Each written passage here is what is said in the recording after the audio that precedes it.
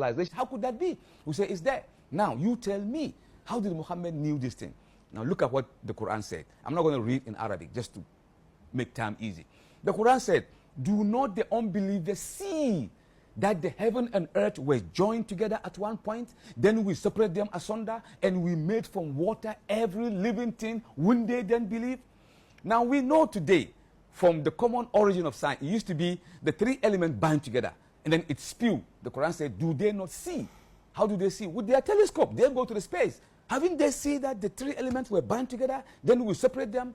And then he said, we made from water every living thing, which is part of biology. We know also today that protoplasm is the basis of aquatic measure that brought about life. Life came from water. And the Quran said, وَجَعَلْنَا مِنَ الْمَاءِ كُلَّ شَيْءٍ حَيٍّ. We made from water every living thing. Who?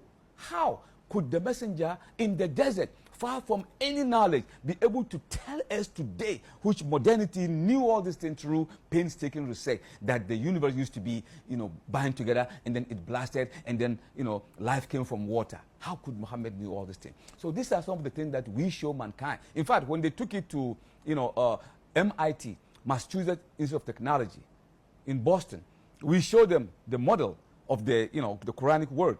They said, who told Muhammad? I said, I don't know. You tell me.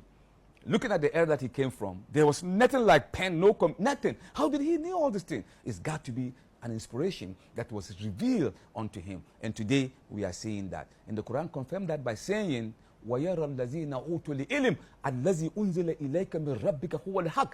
What it's saying is that those with knowledge, O Muhammad, they will come in future, eventually, to prove that you are on the right track and that it is God Almighty who sent you. And today, scientists are proving on and on and on and on and on. These are some of the models that I give these lectures in the United States. I get invited to go to colleges, universities. I went to Oxford, as a matter of fact, 8 months ago, and I deliver the same, modern. So what I do when I go is say, look, give me any science that you can think of, give me, that you have come about, give me. And I'm going to give you that in the Quran at one point. So that tells you that the Quran is actually in concert with modernity. The Quran doesn't throw away science. Many belief systems back in the days, they say if you learn and read, you're going to be beaten up.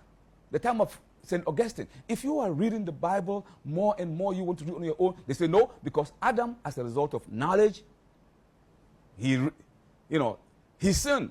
So they discourage learning. When the Muslims were bubbling with information, they opened a center in Baghdad called Darul Hikmah, the House of Wisdom, where Indians, everywhere, they come there.